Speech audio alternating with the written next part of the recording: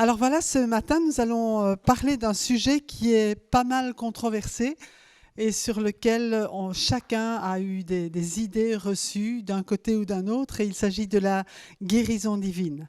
Alors le but ce matin, c'est de confronter nos idées avec ce que la parole de Dieu nous dit. Parce que je crois qu'en tant qu'enfant de Dieu, c'est important de vérifier et de remettre nos idées en fonction de ce que Dieu dit. La Bible dit « Soyez continuellement renouvelés dans votre intelligence ». Et c'est ce qui nous est dit dans Romains chapitre 12, verset 2, par exemple, où l'apôtre Paul dit « Ne vous conformez pas au siècle présent, mais soyez transformés, soyez transfigurés par le renouvellement de l'intelligence, afin que vous discerniez quelle est la volonté de Dieu, ce qui est bon, agréable et parfait. » Et vraiment, ce qui est important pour nous, c'est de nous aligner avec ce qui est bon pour Dieu, avec ce qui est agréable à Dieu, avec ce que Dieu considère comme parfait. Et on a souvent besoin, on a tous, je vais dire, reçu des idées sur bien des sujets. On a tous été conformés à un certain moment avec le monde présent, avec le siècle d'aujourd'hui, avec les pensées du monde. Et on a besoin progressivement de se remettre à jour par rapport à ce que la parole de Dieu dit. Et donc, ce qu'on va faire ce matin, c'est vraiment voir ce que Dieu dit par rapport à la guérison divine. Qu'est-ce qu'il en pense, lui? Est-ce que c'est encore pour aujourd'hui? Est-ce que Dieu guérit encore aujourd'hui? Est-ce que c'est toujours sa volonté? Est-ce que c'est toujours dans ses plans de guérir aujourd'hui? Parce qu'en fait, nous avons énormément de faux raisonnements. Et déjà, dans le jardin d'Éden, les faux raisonnements ont commencé. Dieu avait donné des instructions à Adam, c'est juste un exemple, et il lui avait dit notamment, mais tu peux manger de tous les arbres du jardin, à la limite, tu peux faire tout ce que tu veux, sauf une chose que tu ne peux pas faire, c'est manger de l'arbre de la connaissance du bien et du mal. Il y avait l'arbre de vie auquel Adam et Ève et l'humanité avaient accès pour vivre éternellement, et il y avait l'arbre de la connaissance du bien et du mal, auquel Dieu avait dit « Tu n'y toucheras pas parce que le jour où tu en mangeras, tu mourras. » Et lorsque le diable s'est infiltré, lui qui est le voleur, qui est le menteur, qui essaye toujours de discréditer ce que Dieu dit, eh bien, il a réussi, je veux dire, à séduire d'abord Ève, mais en fait, c'est Adam et Ève, parce qu'on voit dans la parole de Dieu qu'Adam, il était juste à côté, donc il savait exactement ce qui se passait, en lui disant « Mais Dieu a-t-il réellement dit que ?» Et c'est une astuce, c'est une ruse qui a fonctionné parce que Ève a commencé à discuter avec lui et à dire « Ok, oui, Dieu a dit qu'on ne pouvait pas manger de l'arbre de la connaissance du bien et du mal parce que sinon on va mourir. » Mais Satan avait dit « Mais est-ce que Dieu a dit que vous ne pouvez pas manger de tous les arbres du jardin ?» Ce qui était faux. Et quand Ève a commencé à discuter, il a dit « Mais non, ce que Dieu a dit, c'est pas vrai. Vous ne mourrez pas. » Et là, le fruit était beau, il était agréable à la vue. Et en plus, Satan dit « Mais Dieu sait que le jour où vous en mangerez, vos yeux s'ouvriront et que vous serez comme des dieux, connaissant vous-même le bien et le mal, entre autres, et ce que ça voulait dire, ayant entre vos mains votre destinée. Vous ne devrez plus dépendre de Dieu pour choisir ce qui est bien et mal, vous pourrez choisir tout seul. Dieu vous prive du meilleur, vous serez comme des dieux. » Waouh! Et en fait, la tentation, c'était ça, autre que le fait que le fruit était bon à manger, mais il était précieux pour ouvrir l'intelligence.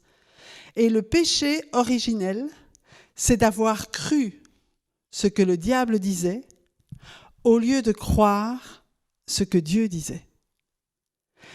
Et ce qui s'est passé, bien sûr, Ève a mangé du fruit et Ève n'est pas morte physiquement tout de suite. Alors Adam, non seulement il a cru le diable, mais il a cru ses yeux qui lui disaient « Waouh !» Finalement, le diable a raison, Ève n'est pas morte, donc je vais en manger aussi. Et il a cru ses sens. Il a cru ce qu'il voyait. Il a fait confiance à son expérience au lieu de faire confiance à la parole de Dieu. Et ça reste aujourd'hui notre défi. Est-ce qu'on va faire confiance à ce qu'on voit, à ce qu'on ressent, à ce qu'on a vécu peut-être comme expérience, ou est-ce qu'on va faire confiance à la parole infaillible de Dieu? Et Dieu s'attend à ce qu'on lui fasse confiance à lui. Toute la parole de Dieu est pleine d'expériences d'hommes de foi qui ont cru bien avant de voir la réalisation des promesses. Si on se souvient notamment d'Abraham, à qui Dieu avait dit « Mais je ferai de toi le père d'une multitude de nations », il lui a fallu pas mal d'années avant de voir le premier fils. Mais il a continué à faire confiance à ce que Dieu lui disait, indépendamment de ce qu'il voyait. Et Dieu s'attend et Dieu désire voir en nous cette foi qui fait confiance à sa parole. Parce que Jésus a dit, à de nombreuses reprises, on lit dans la parole de Dieu, que le ciel et la terre passeront, dit Jésus, mais mes paroles ne passeront point. Et c'est à nous, non pas à faire dire à la parole de Dieu ce que nous croyons et ce que nous voyons, mais à faire de la parole de Dieu qu'elle devienne la vérité dans nos vies pour changer notre réalité. Et c'est le but vraiment de l'étude de la parole, parce que dans Osée, chapitre 4, verset 6, il est dit « Mon peuple meurt parce qu'il lui manque la connaissance ». Et souvent on se dit « Mais Seigneur, pourquoi tu permets ceci? Pourquoi tu permets cela ?» Et Dieu a donné tout ce qu'il fallait dans sa parole pour qu'on vive heureux et en bonne santé. La seule chose, c'est qu'on ne connaît pas sa parole et qu'on vit en étant séduit, en étant trompé encore une fois par soit le diable, mais qui travaille aussi à travers l'esprit du monde puisqu'il est le prince de ce monde. Donc c'est à nous à faire l'effort d'aller chercher dans la parole de Dieu ce qui est vrai. Et je vous ai raconté un peu hier mon histoire, comment Dieu est venu et m'a guéri, mais il m'a guéri parce que j'ai cherché dans sa parole la vérité. Et il m'a convaincu par sa vérité. Mais c'était mon but, c'était vraiment de le chercher lui. Tous mes efforts étaient concentrés sur chercher dans la parole de Dieu ce que Dieu dit au sujet de la guérison. Et c'est ce que nous allons faire ce matin.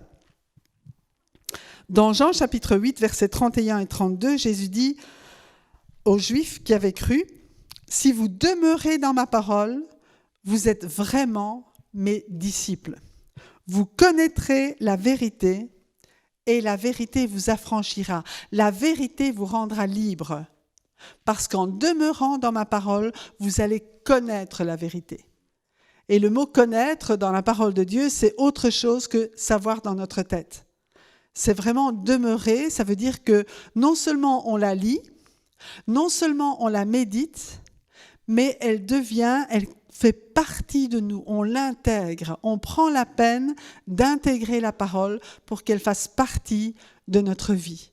Et à ce moment-là, on connaît la vérité et cette vérité nous rend libres de toutes les pressions extérieures, nous rend libres de tout ce qu'on peut entendre autour de nous, de tout ce qu'on peut voir, et on est libre de marcher dans la vérité de Dieu et dans le plan que Dieu a pour nous.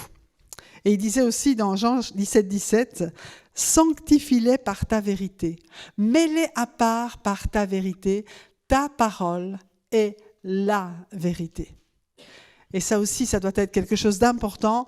Ta parole n'est pas une vérité parmi d'autres. Ta parole est la vérité. Jésus disait, je suis le chemin. Je suis la vérité. Je suis la vie. Nul ne vient au Père que par moi. Il n'y a pas 36 chemins, ni 36 vérités, ni 36 façons d'avoir la vie. Jésus est la vie. Il est le chemin. Il est la vérité.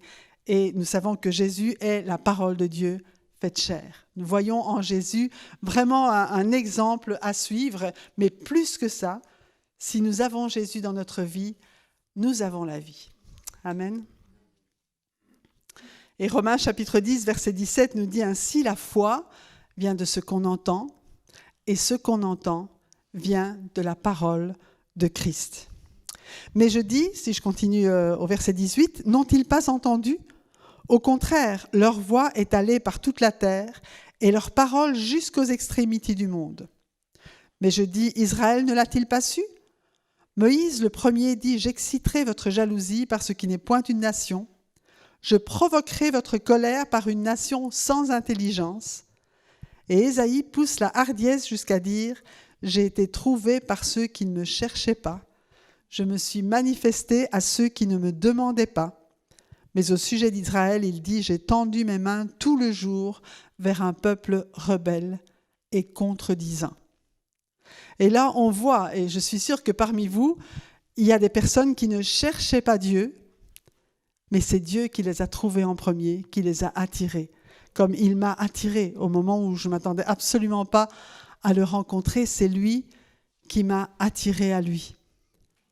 Mais c'est à nous maintenant, que nous sommes son peuple, à ne pas être rebelles et contredisants, mais à nous laisser vraiment conduire par la parole de Dieu. Donc les paroles de Jésus ne passeront jamais. Et il est important de ne pas opposer notre interprétation des expériences à ce que Dieu dit. Pourquoi je fais tout ce préambule ? Parce que généralement, c'est ce qui nous retient. On dit « Ah, mais un tel, il n'a pas été guéri » et on fait toute une doctrine pour expliquer pourquoi il n'y a pas eu de guérison. Et généralement, on implique Dieu. Et j'ai entendu souvent des personnes qui disent « Ah, mais Dieu ne guérit pas toujours. Il faut prier selon la volonté de Dieu. » Ça vous est arrivé de prier pour des malades ? Ou pour vous-même, et puis de dire à la fin de votre prière qui est pleine de foi, pleine de feu, si c'est ta volonté, Seigneur. Hein ? Ça arrive. Enfin, je ne sais pas. Moi, je sais que quand on n'a pas trop de foi, on ne croit pas trop que ça va se passer, on dit, Seigneur, si c'est ta volonté. Hein, on met un pas avant, on ne sait jamais que ce ne serait pas la volonté de Dieu. Et on croit être soumis à Dieu en disant, si c'est ta volonté. On dit, waouh, moi je suis quand même un bon chrétien, Dieu est souverain, je me soumets à la volonté de Dieu, je ne veux pas lui imposer quelque chose qu'il ne veut pas faire. Et c'est ainsi qu'on ne reçoit rien du tout. Parce que tout à coup, notre foi dans ce que Dieu est capable de faire est brisée par cette simple phrase, si c'est ta volonté. On dit, waouh, bon, je ne sais pas si c'est la volonté de Dieu de guérir. Alors, je vous propose quelque chose. On va sonder la parole de Dieu pour connaître sa volonté et après, on va prier selon ce qu'on sait être sa volonté. Et là, notre foi va être fortifiée parce que dans 1 Jean, chapitre 5, on va lire ensemble. 1 Jean, chapitre 5. Je vais me préparer, mais ça va aller.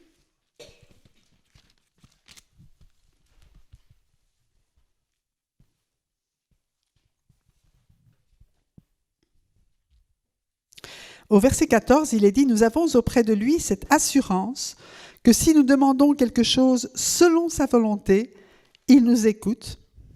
Et si nous savons qu'il nous écoute, nous savons que nous possédons la chose que nous lui avons demandée, quelle qu'elle soit. » Si nous voulons avoir de l'assurance, il faut que nous sachions que ce que nous lui demandons est selon sa volonté. C'est pas, remarquez qu'il n'est pas écrit « Et si nous savons qu'il nous écoute, nous espérons que peut-être il va nous donner la chose que nous allons lui demander. » Si nous savons que Dieu nous écoute, si nous lui demandons selon sa volonté, nous savons aujourd'hui que nous possédons aujourd'hui la chose que nous lui avons demandée. Et la foi dans la parole de Dieu n'est pas l'espérance. L'espérance, c'est « j'espère que je vais recevoir de Dieu. J'espère que Dieu va me guérir. » Ça, c'est l'espérance. Et c'est bien d'espérer. Mais la foi va plus loin. La foi, c'est la conviction que Dieu m'a guéri. C'est la conviction que Dieu a répondu à ma prière. Et la foi obtient maintenant, alors que l'espérance, c'est pour demain, un autre jour, plus tard, ça va arriver. Et à un certain moment, on a besoin que notre espérance devienne la foi. Et pour chercher cette foi-là, on va la chercher dans la parole de Dieu. On va demander au Seigneur de changer notre espérance en foi.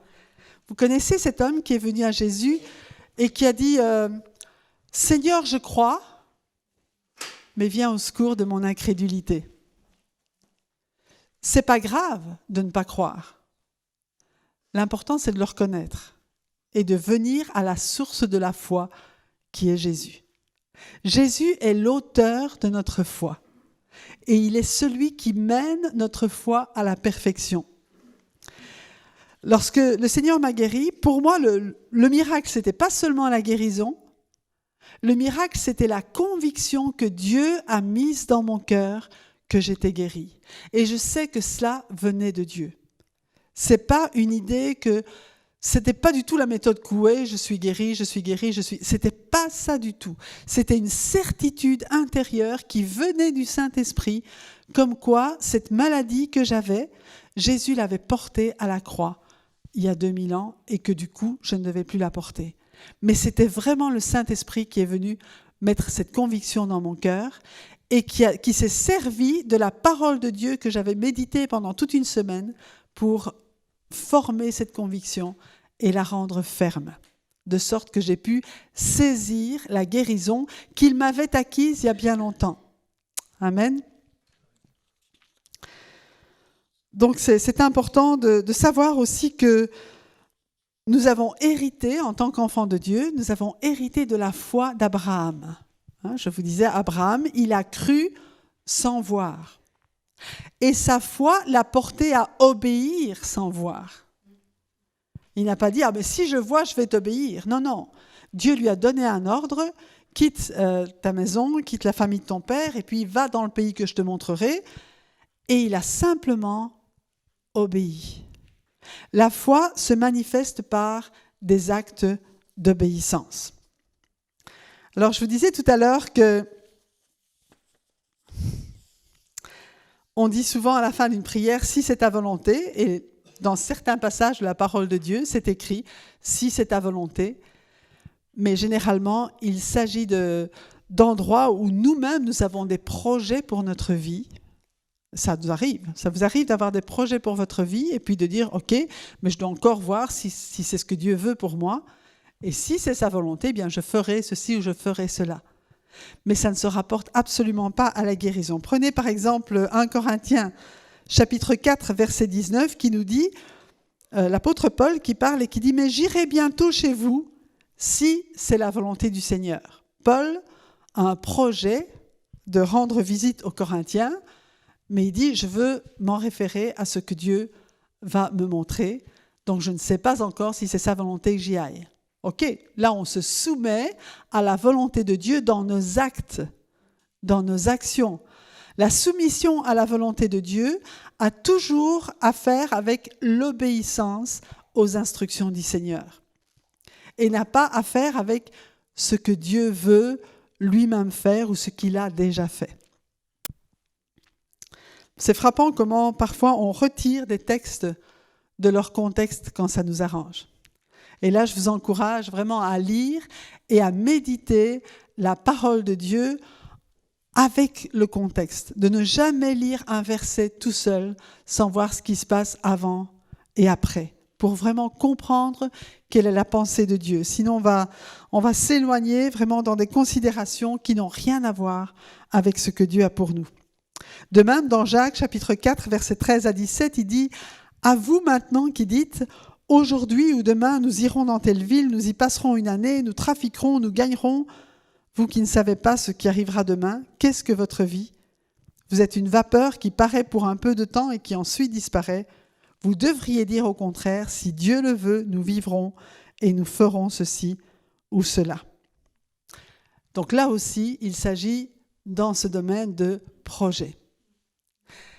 Puis souvent, j'ai entendu dire « Ah oui, mais Dieu est souverain. Si telle personne n'est pas guérie, Dieu est souverain. » Mais si vous analysez vraiment la souveraineté de Dieu dans la parole, généralement, il est souverain dans l'autre sens. Il donne des instructions et parfois ça lui arrive de dire « Ok, mais je vais lui donner quand même ». La souveraineté de Dieu va au-delà de ce qu'on peut imaginer de lui. Ça veut dire, en tant qu'être humain, on est souvent très religieux, n'est-ce pas ? On va mettre des ordonnances, et si on voit le peuple d'Israël, il avait bien plus de règles et de lois que Dieu n'en avait donné au départ, parce qu'il faut que si tu fais ceci, alors tu seras béni, si tu ne le fais pas, tu seras maudit. Ça, c'est les hommes. On est comme ça un petit peu envers nous-mêmes et beaucoup envers les autres. Mais Dieu n'est pas comme cela. Dieu est un Dieu de grâce et de pardon. Et la souveraineté de Dieu, c'est d'aller au-delà même de ses exigences pour aller trouver des personnes qui parfois ne croient pas du tout en lui et pour leur donner des grâces extraordinaires. La souveraineté de Dieu, c'est d'être considéré parfois comme injuste tellement il est bon. Si on se souvient des ouvriers de la dernière heure, c'est sa bonté qui va à l'extrême. Il a le droit d'être bon au-delà de ce que nous pouvons imaginer. Il a le droit de pardonner ce que nous pourrions considérer comme impardonnable. Il a le droit de donner à quelqu'un qui ne mérite rien. Et entre nous, s'il n'était pas comme ça, on ne serait nulle part aujourd'hui. Parce qu'il nous a donné aussi à nous tout ce que nous ne méritions pas. Ça, c'est la souveraineté de Dieu. Elle se manifeste en faisant au-delà de ce que nous pouvons imaginer comme raisonnable.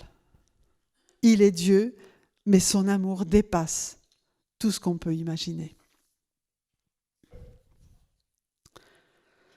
On voit ce lépreux qui vient vers Jésus et qui vient dire, Seigneur, il s'est jeté à genoux devant lui, donc dans Marc chapitre 1, versets 40 à 42, et il lui dit d'un ton suppliant, si tu le veux, tu peux me rendre pur. Et souvent nous sommes dans cette situation où on dit, mais Dieu, il est capable de guérir aujourd'hui. Je crois que ça ne fait nul doute pour personne. Dieu est capable de guérir aujourd'hui. Dieu fait ce qu'il veut, il est capable de le faire. Mais ce lépreux disait, comme nous le disons souvent, si tu veux, tu peux. Alors vous savez, Jésus il nous dit qu'il ne faisait rien d'autre que ce qu'il voyait faire au Père. Donc il s'est retiré pendant une demi-heure et puis il a sondé le cœur du Père en disant « Papa, est-ce que je vais guérir celui-là ? Est-ce que c'est vraiment ta volonté qu'il soit guéri ?» Il n'a pas fait ça, Jésus. Directement, il était ému d'abord, il était ému de compassion, et ça c'est vraiment important, c'est la compassion de Dieu qui l'animait, c'est la compassion de Dieu qui doit nous animer aussi. Il étendit la main, le toucha, ce qu'on ne fait pas, n'est-ce pas ? On ne touche pas un lépreux. Mais Jésus a touché ce lépreux et il a dit « Je le veux, sois pur ». C'était direct. Mais bien sûr que je le veux. Bien sûr que je suis venu pour ça. Je suis venu pour purifier les lépreux. Je suis venu pour ouvrir les yeux des aveugles. Je suis venu pour guérir les malades. Je suis venu pour libérer les opprimés. C'est ce qui nous est dit, n'est-ce pas ? L'Esprit du Seigneur est sur moi pour faire toutes ces choses. Pour publier une année de grâce, une année de faveur de l'Éternel. Et aujourd'hui, Dieu nous envoie exactement avec le même mandat. Et aussitôt, la lèpre quitta le lépreux et il fut purifié. Et dans tout ce que vous voyez dans la parole de Dieu, lorsque Jésus guérit, il ne dit pas « demain tu seras guéri ». Aussitôt, dès que Jésus touche, aussitôt, la maladie s'en va. Dans la présence de Jésus, la maladie n'a plus aucune place. La seule chose, c'est que ce qui est parfois difficile pour nous, c'est de venir dans la présence de Jésus. On s'approche parfois d'un serviteur de Dieu en disant « lui, il a la foi, il va prier pour moi ». Mais en tant qu'enfant de Dieu, ce que Dieu désire, c'est que nous nous approchions d'abord de lui. Alors qu'il se serve d'un serviteur de Dieu pour nous guérir, il n'y a pas de problème, c'est vrai, ça arrive comme cela parfois. Mais ce qu'il veut, c'est nous voir à ses pieds à lui. Et là, ça prend parfois des efforts, du temps, de la détermination pour dire c'est Jésus que je veux toucher. C'est à lui que je veux venir. Ce n'est pas un geste de quelqu'un d'autre qui a des mérites et qui va, à cause de ses mérites, trouver une grâce pour moi. Ça, c'est vrai lorsqu'on n'est pas chrétien. Jésus nous a envoyés pour guérir et il a dit, voici les signes qui accompagneront ceux qui auront cru. En mon nom, ils chasseront les démons, etc. Ils imposeront les mains aux malades et les malades seront guéris. Si tu crois au Seigneur, tu vas imposer les mains aux malades qui ne croient pas et les malades seront guéris à cause de ta foi. Mais si tu es un enfant de Dieu, Dieu désire que toi-même tu viennes à ses pieds, dans sa présence, pour recevoir tout ce qu'il a acquis pour toi et pour mettre en pratique ta foi. Amen. Et si tu manques de foi, t'inquiète pas, il va te la donner, mais c'est dans sa présence que ça se passe. Parce qu'il est bon et qu'il te veut en bonne santé. Donc nous voyons ici que pleinement la volonté de Dieu, c'est de guérir les malades. En plus, lorsque Dieu a créé l'homme, il lui a donné l'autorité sur tous les êtres vivants. Lorsque Jésus est venu, il nous a aussi donné l'autorité non seulement sur les êtres vivants, mais sur toute la puissance de l'ennemi. Il a dit, je vous ai donné le pouvoir de marcher sur les serpents, sur les scorpions, sur toute la puissance de l'ennemi, et rien ne pourra vous nuire.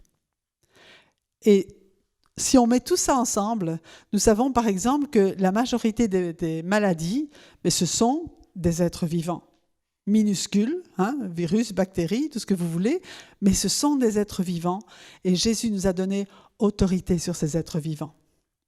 Et je ne sais pas si vous connaissez cet homme, c'est John G. Lake, qui est allé donc, en Afrique notamment avec ceux qui travaillaient avec lui, et puis il s'est trouvé dans un endroit où il y avait une épidémie de choléra. Et normalement, là, il faut vraiment être habillé de façon spéciale pour ne pas contracter la maladie, avoir des gants, un masque, etc. Et lui et ceux qui l'accompagnaient travaillaient juste normalement à main nue pour débarrasser, pour guérir aussi. Et on lui dit, mais enfin, tu vas attraper le choléra si tu travailles comme ça. Et il lui dit, mais donnez-moi un virus de choléra vivant. Regardez bien au microscope qu'il est vivant, puis mettez-le sur ma main. Et sur sa main, il était complètement mort. Après, ils l'ont réanalysé. Le virus mourait sur sa main parce que la puissance de vie de Jésus qui était en lui tuait le virus. Amen. Et si nous croyons, si nous mettons vraiment notre confiance dans le Seigneur, il ne faut pas y aller en disant « oui, je vais faire comme John G. Lake ». Il faut vraiment que nous puisions dans le Seigneur cette foi. Je vous disais, Jésus est l'auteur de notre foi et il est celui qui l'amène à la perfection. Dans la présence de Jésus, on reçoit la foi nécessaire pour que les virus, pour que toutes les maladies nous soient soumises. Amen. Et on reçoit cette autorité qui vient de lui. Et Jésus disait aussi, tout ce que vous demanderez en mon nom, tout ce que vous demanderez en priant, croyez que vous l'avez reçu et vous le verrez s'accomplir. Amen. Ça va jusque-là ? Ok. Alors, on imagine souvent, si on lit l'Ancien Testament et le Nouveau Testament, parfois, quand on commence à lire, on dit oui, mais on dirait que Dieu n'a pas le même caractère dans l'Ancien et dans le Nouveau. On a l'impression que Dieu est sévère et qu'il se met en colère dans l'Ancien, et puis qu'il est tout amour et qu'il vient tout donner dans le Nouveau. Et en fait, si on lit plus attentivement, on voit que Dieu est le même, bien sûr, dans l'Ancien Testament et dans le Nouveau, et que son cœur, son caractère, son désir de nous voir heureux et en bonne santé, il n'a pas commencé avec Jésus. Il a commencé bien avant. Le Dieu de l'Ancienne Alliance est le même Dieu que celui de la Nouvelle Alliance. Il n'y a qu'un seul Dieu, son caractère n'a pas changé, au point que, avant même que l'homme ait péché, avant même que l'homme ait mis par terre tous ses projets, tous les projets que Dieu avait pour l'humanité, Dieu avait déjà pourvu à une solution. Et on voit ça notamment dans 1 Pierre, chapitre 1, et on va lire à partir du verset 18. Si vous avez une Bible, prenez-la avec moi, parce que c'est important, je vous donne des versets comme ça, mais Je vous encourage vraiment à les relire, à les méditer aussi par vous-même après cela. 1 Pierre, chapitre 1, à partir du verset 18. Il nous dit « Vous savez que ce n'est pas par des choses périssables, par de l'argent ou de l'or, que vous avez été rachetés de la vaine manière de vivre que vous aviez héritée de vos pères, mais par le sang précieux de Christ, comme d'un agneau sans défaut et sans tache, prédestiné avant la fondation du monde, il fut manifesté à la fin des temps à cause de vous. Par lui, vous croyez en Dieu qu'il a ressuscité des morts et lui a donné la gloire, en sorte que votre foi et votre espérance reposent sur Dieu. » Nous voyons ici que Jésus n'est pas venu in extremis en disant « Waouh, il faut vraiment que je fasse quelque chose parce que l'homme a péché, ils sont perdus. » Mais Dieu avait prédestiné Jésus. Jésus, le Fils unique de Dieu. Jésus, Dieu, le Fils. Ce n'est pas seulement le Fils de Dieu, c'est Dieu le Fils. Nous croyons que Dieu est le Père, Fils et Saint-Esprit. Mais Jésus est venu en chair, la parole de Dieu faite chair, et ça, c'était dans les projets de Dieu dès avant la fondation du monde. Et remarquez que pour chaque situation que nous vivons, Dieu n'est jamais pris au dépourvu. Il a déjà la solution avant que le problème arrive. Avant que l'homme ait péché, avant que l'homme ait choisi de croire le diable au lieu de le croire lui, au lieu de dire « Ok, s'il fait ça, toute l'humanité sera détruite », il avait déjà prévu une solution pour que tous ceux qui allaient croire en Jésus soient rachetés et reviennent dans le plan initial de Dieu pour l'humanité. Ça, c'est l'amour, la bonté, la prescience de Dieu de toute éternité. Son amour pour l'humanité n'a pas changé d'un iota. Il y a des papas, des mamans ici. Vos enfants sont toujours obéissants, n'est-ce pas? Non, mais quand même, s'ils désobéissent, vous allez les mettre dehors. Non, vous ne faites pas ça? Moi non plus. Et Dieu ne fait pas ça non plus. Dieu sait de quoi nous sommes faits et son amour va au-delà de nos désobéissances. Bien sûr, son cœur est heureux quand on obéit, on est d'accord? Et la joie d'un enfant, même les enfants les plus rebelles, ils cherchent de toute façon à un certain moment à plaire à leurs parents. Et leur bonheur, c'est quand les parents sont fiers d'eux. Si vous voulez rendre votre enfant heureux, dites-lui à quel point vous êtes fiers de lui ou d'elle. Et ça va changer peut-être tout son comportement. Parce qu'il y a un tel bonheur à savoir que nos parents ou que notre Dieu, dans ce cas-ci, est fier de nous. Jésus dit que la plus grande récompense pour quelqu'un, c'est de savoir qu'au jour où on va le rencontrer, au jour du jugement, il va nous être dit « C'est bien, bon et fidèle serviteur, entre dans la joie de ton maître. » C'est ce qui va faire notre plus grande joie. Et sur la terre, quand quelqu'un nous dit ça, si nos parents sont fiers de nous de cette manière-là, c'est ce qui fait la plus grande joie, le plus grand bonheur d'un enfant. Ça, c'est juste un petit plus. Mais vraiment, Dieu a pourvu à notre salut bien avant que nous ne péchions. Dieu a pourvu à notre guérison bien avant que nous soyons malades. Amen. Et on parlait d'Abraham tout à l'heure, qui était vraiment le père de la foi. Abraham lui-même a prié pour quelqu'un qui était malade. Ça commence là, ça ne commence pas avec le Nouveau Testament, ça commence avec Abraham. Et on voit notamment dans Genèse, au chapitre 20, je vous raconte un peu l'histoire. Abraham, dans son parcours vers la terre promise, est allé dans le pays d'Abimélec. Et Sarai, qui était à la fois son épouse et sa demi-sœur, était vraiment une femme qui était très belle. Et donc, il a dit, mais pour qu'on ne me tue pas, pour que le roi ne me tue pas pour t'avoir, parce que tu es vraiment belle, on va dire que tu es ma sœur. Comme ça, j'aurai les faveurs du roi. Le problème, c'est que le roi, effectivement, a trouvé Sarai très jolie, il l'a prise chez lui, mais Dieu a prévenu le roi qu'elle appartenait à Abraham. Et on voit dans Genèse 20, au verset 6, il dit « Dieu lui dit en songe, donc au roi Abimélec, « Je sais que tu as agi avec un cœur pur, aussi t'ai-je empêché de pécher contre moi. C'est pourquoi je n'ai pas permis que tu la touches. Maintenant, rends la femme de cet homme, car il est prophète, il priera pour toi, et tu vivras.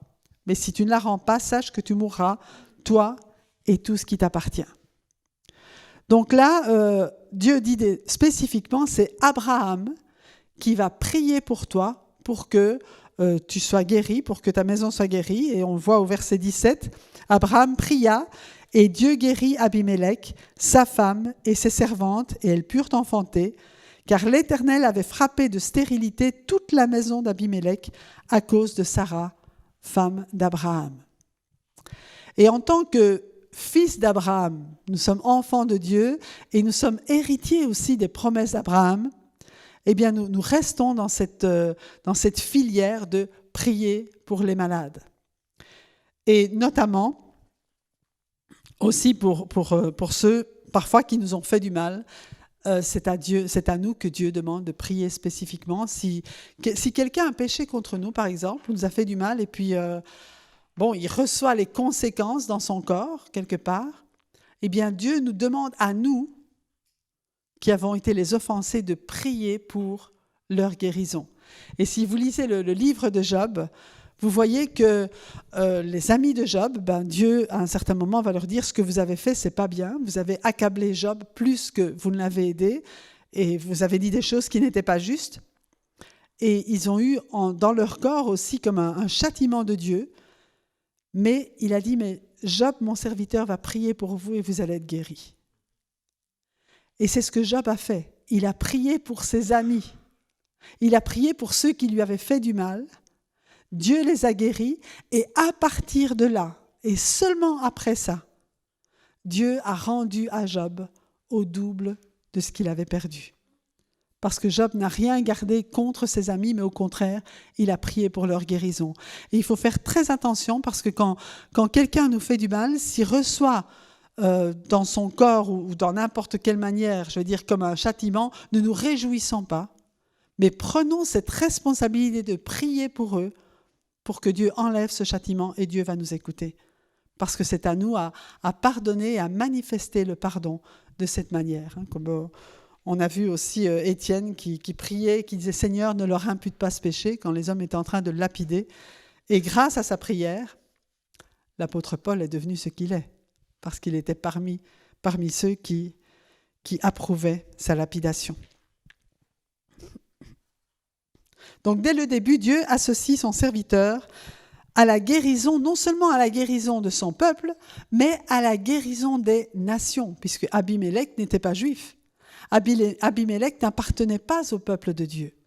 Mais Abraham a prié pour lui et Dieu l'a guéri. Et aujourd'hui encore, Dieu nous associe à la guérison des nations. Amen. À la guérison de ceux qui ne le connaissent pas.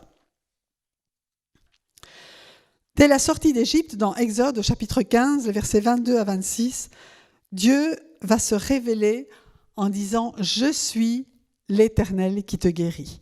Yahvé Rapha. C'est un des noms éternels de Dieu. Dieu est, reste et demeure éternellement celui qui guérit. Amen. Il n'a pas changé. Et on va lire d'ailleurs ce passage dans Exode chapitre 15. Exode chapitre 15, à partir du verset 22. Moïse fit partir Israël de la mer Rouge, donc ils viennent juste de passer la mer Rouge. Ils prirent la direction du désert de Chour, et après 3 journées de marche dans le désert, ils ne trouvèrent point d'eau. Ils arrivèrent à Mara, mais ils ne purent pas boire l'eau de Mara, parce qu'elle était amère. C'est pourquoi ce lieu fut appelé Mara, donc qui veut dire amer. Le peuple murmura contre Moïse en disant « Que boirons-nous » Moïse cria à l'Éternel, et l'Éternel lui indiqua un bois qu'il jeta dans l'eau, et l'eau devint douce. Ce fut là que l'Éternel donna au peuple des lois et des ordonnances, et ce fut là qu'il le mit à l'épreuve. Il dit, « Si tu écoutes attentivement la voix de l'Éternel ton Dieu, si tu fais ce qui est droit à ses yeux, si tu prêtes l'oreille à ses commandements, et si tu observes toutes ses lois, je ne te frapperai d'aucune des maladies dont j'ai frappé les Égyptiens, car je suis l'Éternel qui te guérit. » Amen. Donc là aussi, Dieu se révèle comme l'Éternel qui guérit, mais il donne des lois et des ordonnances. Alors pour revenir un petit peu, le peuple d'Israël a passé 400 ans en Égypte. Et on sait qu'il n'a pas adoré Dieu pendant les 400 ans. Il a vraiment adopté la culture égyptienne, il a adopté la religion des Égyptiens, les Égyptiens qui avaient un Dieu pour chaque maladie. Et dans le désert, ils sont arrivés avec cette religion-là. Et on le voit plus tard quand ils ont fait le veau d'or. Ils revenaient un petit peu en arrière. Mais Dieu dit, mais c'est moi l'Éternel qui te guérit. Il va leur donner ces ordonnances en disant, c'est à moi qu'il faut t'adresser maintenant pour recevoir la guérison. Quitte un peu tout ce que tu as appris là-bas, parce que je suis celui qui veille sur toi. Alors quand tu viens à moi pour être guéri, tu vas recevoir la guérison. Si tu observes mes ordonnances, je vais te guérir. Je te guéris. Et déjà, au moment de Mara, avant même que le peuple ait commencé à observer les ordonnances, Dieu a dit à Moïse, mais jette le bois dans l'eau pour qu'elle devienne pure. Et là, on a l'image du bois de la croix, n'est-ce pas? Jésus qui est venu lui-même se donner, se livrer pour que nous ayons la guérison en lui. Et c'est vraiment cela, cette image que nous recevons. Et à ce moment-là, eh bien, le peuple a été guéri. Et parce qu'il avait expérimenté cette guérison, Dieu dit, maintenant, tu vois, là, c'est ce que je veux faire pour toi. Mais maintenant, si tu veux vivre dans cette guérison, observe mes commandements. Si tu veux vivre pas seulement dans la guérison, mais dans la santé divine, marche selon les ordonnances que je vais te donner, parce que c'est de moi que vient la santé. Ne va pas la chercher ailleurs, viens la chercher en moi. Je suis capable de te guérir de toute maladie. Je suis capable de te guérir de tous les germes de maladie que tu as ramassés en Égypte, parce qu'il n'y a pas seulement ce qu'ils vont traverser, mais il y a aussi tout ce qu'ils ont reçu de ce moment-là. Donc Dieu veut vraiment les libérer et leur donner une vie nouvelle. Et on sait qu'en tant qu'enfant de Dieu, bien, on passe la mer Rouge, on quitte notre ancienne vie de péché pour rentrer dans une vie nouvelle.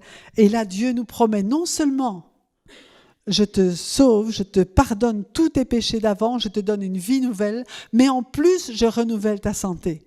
Et on a énormément de personnes qui reçoivent en même temps, le même jour, la guérison de leur âme et cette vie nouvelle en Jésus-Christ et la guérison de leur corps. Soit dans un sens, soit dans l'autre. Soit d'abord être guéri physiquement et puis recevoir le pardon de leurs péchés parce qu'ils acceptent Jésus. Soit accepter Jésus et tout de suite après recevoir la guérison dans leur corps. Parce que le même sacrifice de Jésus-Christ a pourvu à la fois pour le pardon des péchés et pour la guérison de nos maladies. Et c'est à nous à entrer pleinement dans cet héritage et dans ces promesses qu'il nous a faites. Amen. Alors je vais m'arrêter là. Vraiment, soyez bénis. Je n'ai pas terminé, mais la parole de Dieu est merveilleuse et je sais que vous allez continuer la méditation. À bientôt.